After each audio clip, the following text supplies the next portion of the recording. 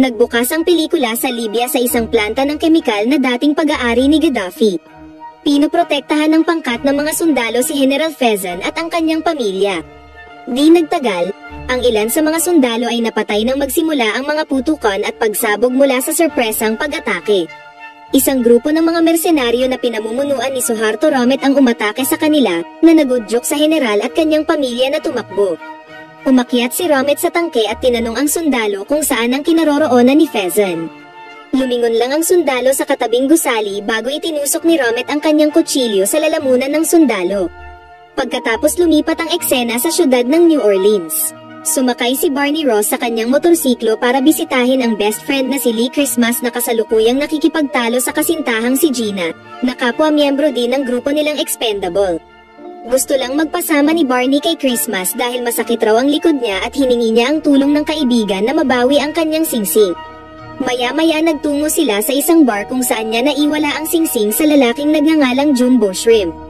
Ito ang rason kung bakit isinama niya si Christmas upang makipaglaban siya sa grupo ni Shrimp dahil hindi niya na raw ito kaya ng mag-isa.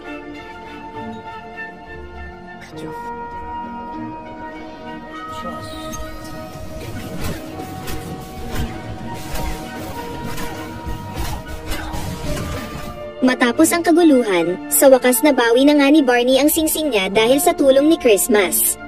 Kalaunan nakipagkita sina Barney at Christmas sa iba pang miyembro ng Expendables na si Toll Road, Gunnar Johnson, at mga bagong recruit na si Easy Day at Galon. Ilang saglit pa ay dumating ang kanilang superior na si Marsh. Pinaalam ni Marsh sa Expendables ang patungkol kay Romet sa plano nitong nakawin ang nuclear warhead pati mga code nito na posibleng magdulot ng World War III.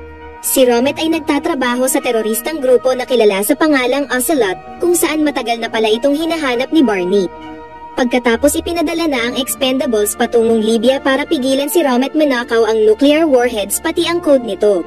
Sa kabilang banda, kinumpronta ni Romet si General Fezan at pinatay ang kanyang asawa. Pagkatapos binantaan niya ang general na isusunod nito ang kanyang anak kung hindi niya ibibigay ang code ng nuclear.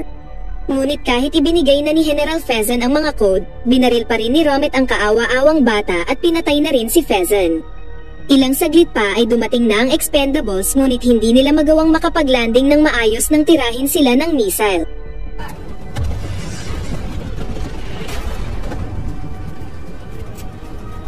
Pansamantala silang bumaba upang makalapag sa lupa ang ibang grupo habang si Barney naman ay pinataas muli ang eroplano upang iwasang pasabugan ito ng kalaban. Sinubukang tirahin ni Gunnar ng sniper ang papaalis na si Romet ngunit dahil na rin sa katandaan ay bigo siyang asintahin ang kalaban. Nakatakas nga si Romet sakay ng armored vehicle pero hindi tinantanan ni Christmas habulin ang kalaban kaya nagkaroon ng matinding habulan sa pagitan ng dalawang panig.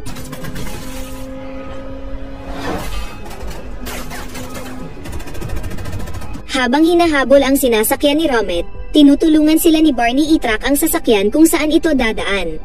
Nagpatuloy ang matinding bakbakan. Gigil na si Romet sa Expendables kaya inutos niya sa mga tauhan na pasabugan ang eroplano ni Barney.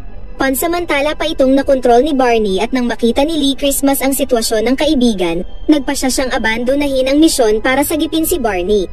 Pinasabog niya ang sasakyan sa explosive vehicle na tumira kay Barney. Sa kasamaang palad, binaril ni Romet ang eroplano dahilan para tuluyang mawalan ng kontrol si Barney hanggang sa ang eroplano ay mag-crash sa lupa at sumabog.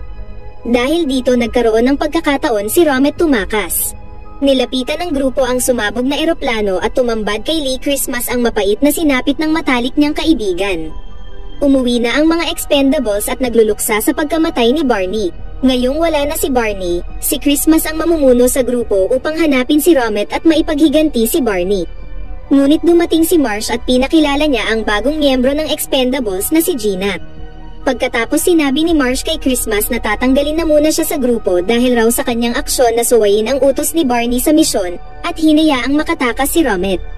Kaya si Gina ang pinalit sa kanya upang pangunahan ang grupo sa misyon. Hindi makapaniwala si Lee sa desisyong ito pero ganun pa man ay wala na rin siyang magagawa. Dahil sa pangangailangan ng pera, naghanap ng panibagong trabaho si Christmas at siya ay naging bodyguard ng isang mayaman at baliw na influencer. Ngunit ang trabahong ito ay lalo pa palang magpapainis sa kanya kaya bago umalis, binugbog niya ang amo sa harap ng mga bisita nito. Kalaunan nagtungo siya sa bahay ni Gina para hanapin ang classified files ukol sa teroristang Ocelot. Nahanap niya nga ito pero sa ilang sandali ay dumating si Gina. Nagpambuno ang dalawa hanggang sa umabot sila sa kama at nagtulpakan. Sa kabila ng pamimilit ni Christmas sumama sa misyon, hindi pa rin siya pinayagan ni Gina. Kaya binigay na lang ni Christmas ang sariling punyal kay Gina. Kinabukasan, pinangunahan ni Gina ang Expendables patungo sa black site ng CIA. Mayroon din silang bagong miyembro na nagngangalang Lash. Nakipagkita sila kay Russo kasama si Marsh para pag-usapan ang misyon. Pinulong ni Marsh at Russo ang Expendables na papasukin nila ang isang barko kung saan dito isinakay ni Romet ang nuclear warheads para dalhin sa silangang bahagi ng karagatan ng Russia. Kailangan nilang mabawi ang kill switch ng nuclear mula kay Romet upang pigilan itong mapasabog sa karagatan ng Russia, na siyang magiging potensyal na sanhi sa pagsisimula ng World War III. Nagtakda rin si Romet sa kanila na makipagkalakalan para sa kaibigan niyang preso na si Bai. Lingid sa kaalaman ni Gina, naglagay pala si Christmas ng tracker sa punyal upang malaman nito ang kanilang lokasyon. Kalaunan nagtungo si Lee sa Thailand para sundan ang grupo. Hinanap niya ang lalaking nagngangalang Decca na dating kaibigan ni Barney. Pumunta siya sa daungan ng bangka at natagpuan niya doon si Ong-bak. Nang makita ng lalaki ang suot na singsing ni Christmas, napagtanto niya agad na singsing ito ni Barney at ang lalaking ito pala ay walang iba kundi si Decca mismo. Dahil dito, nagpasya na siyang tulungan si Christmas at sumakay na sila ng bangka. Sa kabilang banda, sinimulan na ng grupo ang misyon at maingat na sinuri ang iba't ibang sulok ng barko. Gayunpaman lingid sa kaalaman nila na sila pala ay minomonitor na ng kalaban hanggang sa nahulog sila sa trap. Napagtanto ng grupo na marahil isa sa kanila ang traidor na nag-leak ng intel at miyembro ng Ocelot. Pumasok si Romet at tinanong sa grupo kung sino sa kanila ang leader, at sumagot naman si Marsh na siya ang leader. Tinawagan ni Romet si Russo upang makipagnegosasyon na mabawi ang kaibigan niyang si Bai, kapalit ng buhay ng mga Expendables. Sa kabilang banda, narating na ni Christmas ang barko sa tulong ni Decca. Umakyat siya sa barko at palihim na sinuri ang lugar.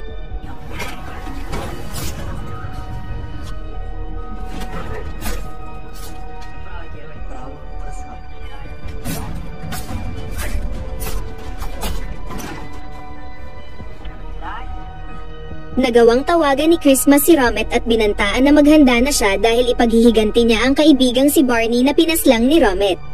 Dahil dito inatasan ni Romet ang lahat ng tauhan para hanapin at patayin si Christmas.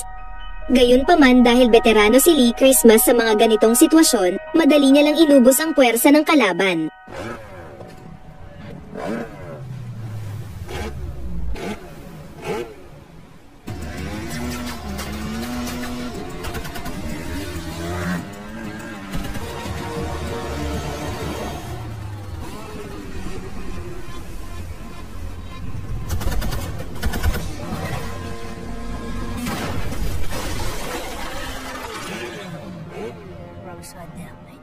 Maya-maya dumating na rin si Decca para tulungan si Lee.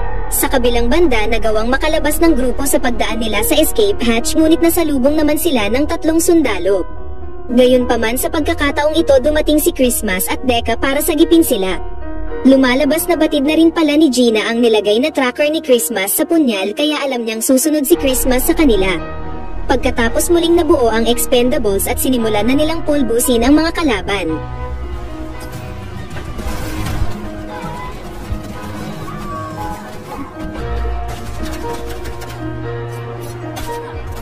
Sa kabilang banda nasaksak si Toll Road ng kanang kamay ni Romet kaya hinarap ito ni Decca.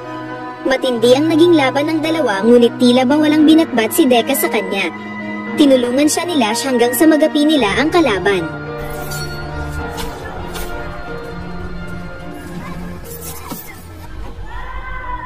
Kalaunan nakaharap na ni Christmas si Romet at nagkaroon sila ng matindi at mano-manong labanan.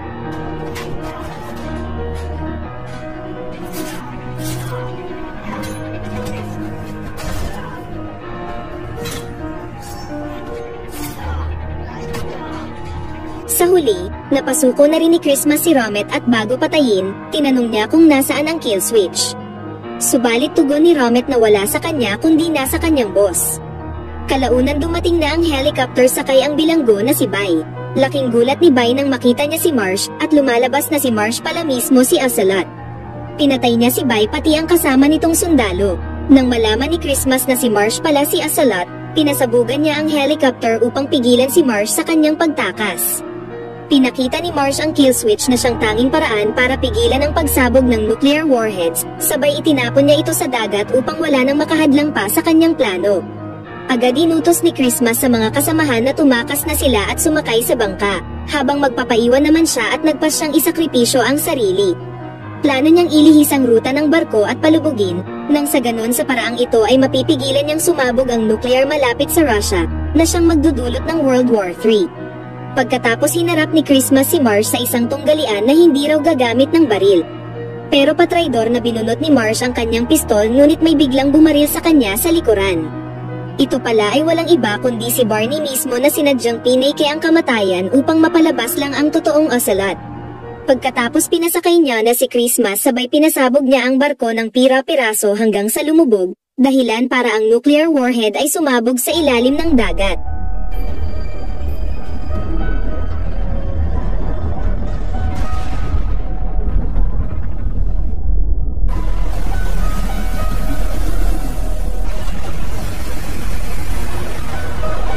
Sa huling eksena, tagumpay na nakauwi ang buong grupo at muling nagsama-sama ang Expendables. Ipinagdiwang nila ang muling pagbabalik ni Barney at ang matagumpay nilang misyon. Sa pagtatapos ng pelikula, tinanong ni Christmas si Barney kung sino ang kalansay sa eroplano, at inihayag ni Barney na ito pala ay si Jumbo Shrimp sabay nagtawanan ang dalawa.